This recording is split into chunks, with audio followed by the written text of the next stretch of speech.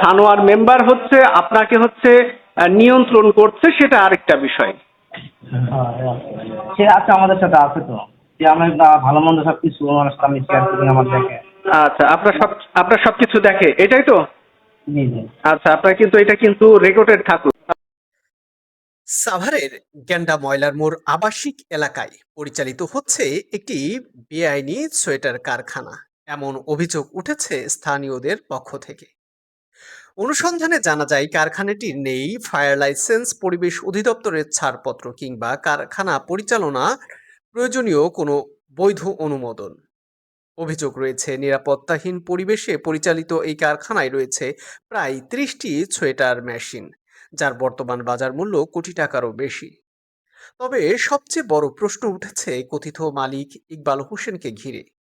স্থানীয় সূত্র জানায় তিনি এখনো সাভারের উলাইলে ঢাকা সোয়েটার নামক একটি কারখানায় চাকরি করছেন।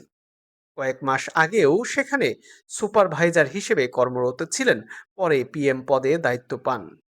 চাকরিরত অবস্থাতেই হঠাৎ করে কিভাবে কোটি টাকার মেশিন নিয়ে আলাদা করে কারখানা পরিচালনা করছেন তা নিয়ে দেখা দিয়েছে রহস্য।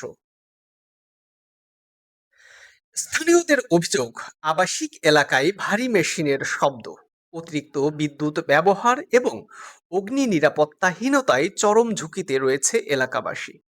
ভবনটিতে নেই পর্যাপ্ত জরুরি নির্গমন পথ কিংবা দৃশ্যমান অগ্নি সতর্কীকরণ ব্যবস্থা। এ বিষয়ে মুঠোফোনে ইকবাল হোসেনের সঙ্গে জানতে চাওয়া হলে তিনি বলেন, আপনারা দেখছেন জেটিভি নিউজ বাংলা, সত্য প্রকাশে অঙ্গীকারবদ্ধ। আপনি কি ইকবাল সাহেব বলছিলেন? জি জি। আমি জেটিভি নিউজ বাংলা থেকে বলছিলাম। জি। এই কারখানাটা কি আপনি ফায়ার সার্ভিসের হচ্ছে অনুমোদন বা ফায়ার সার্ভিসের লাইসেন্স নিয়েছেন, বা পরিবেশ অধিদপ্তরের যে ছাড়পত্র ইসিসি এটা নিয়ে আছে?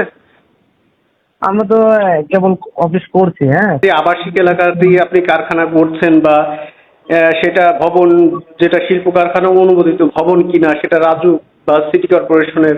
সিটি কর্পোরেশনের আমরা নিচ্ছি, আমরা এটা ট্রেড লাইসেন্স করছি। এটা ট্রেড লাইসেন্স আছে, বাট আপনার শিল্প কারখানার জন্য যে অনুমোদন লাগে বা অনুমোদিত যে একটা ভবনের যে একটা ডিক্লেয়ারেশন দেওয়া, সেটা কি আপনি নিয়েছেন? ওটা হচ্ছে আমার যে পার্টনার বাড়িওয়ালা আছে, মেম্বার সানোয়ার মেম্বার, উনি আমাদের জিজ্ঞাসা করলে বলতে পারবেন যে উনি আমার ভাড়া দিচ্ছে। আর উনি আমার কারখানার তো 7 মাস, 3 মাস কাজ থাকে, 6 মাস কাজ থাকে না।